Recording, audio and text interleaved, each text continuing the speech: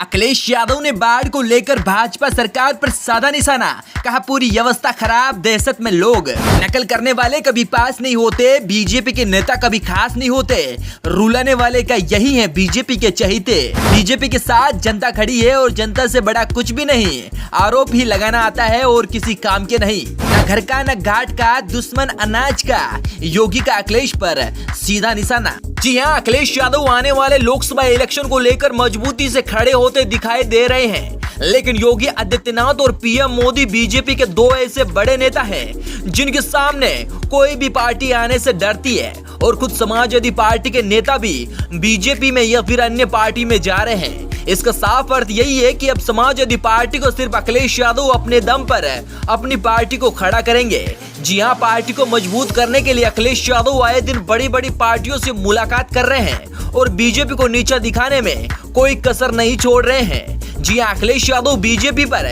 रोज वार करते हैं, लेकिन फिर भी बीजेपी और योगी आदित्यनाथ का इसका थोड़ा सा भी फर्क नहीं पड़ रहा है, क्योंकि बीजेपी के साथ जनता खड़ी है और जनता के आगे कोई सरकार नहीं है। जी हाँ, इसी के चलते अखिलेश यादव ने कहा कि आगामी चुनाव में देश की जनता बीजेपी का सफाया कर देगी।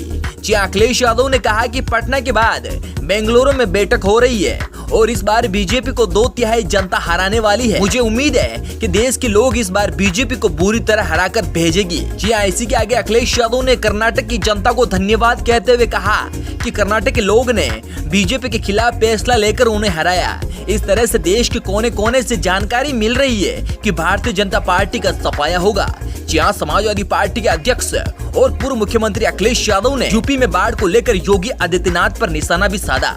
उन्होंने कहा कि उत्तर प्रदेश में अतिवृष्टि से लोग दहशत में हैं, बिजली गुल है और बारिश से बचाव की कोई व्यवस्था नहीं है।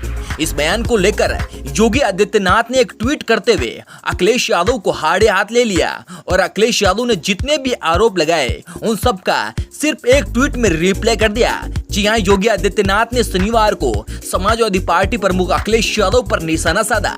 जी हाँ, योगी ने तंज कसते हुए कहा कि सूरज निकले और उल्लू को दिखाई नहीं दे तो इसमें सूरज की कोई गलती नहीं है। वो मोदी सरकार के 9 साल पूरे होने पर झांसी में आयोजित कार्यक्रम में सरकार की उपलब्धियां गिना रहे थे। जी हाँ, उत्तर प्रदेश में विपक्षी एकता की धुरी बनने की कोशिश कर रही समाजवादी पार्टी अब नए सिरे से न केवल अपनी प्रासंगिकता बढ़ा रही है, बल्कि अपने ढीले ढाले पड़ चुके गठबंधन को भी नई शक्ल देने में जुटी हुई है।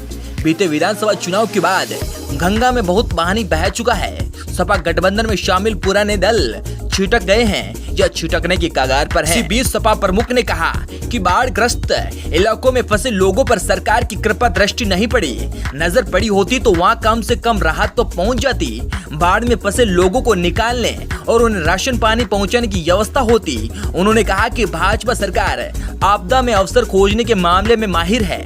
बाढ़ में भाजपा सरकार को भ्रष्टाचार का अवसर मुंह मांगी मिल गया है। बाढ़ राहत के नाम पर अनाप शनाप खर्च करने का ड्रामा हो रहा है। असली जरूरतमंदों तक राहत सामग्री नहीं पहुंच रही, बचाव कार्य नहीं हो रहा। भाजपा सरकार गड्ढा भरने के नाम पर ऐसा ही कई करोड़ का बजट हवा में खपा चुकी है।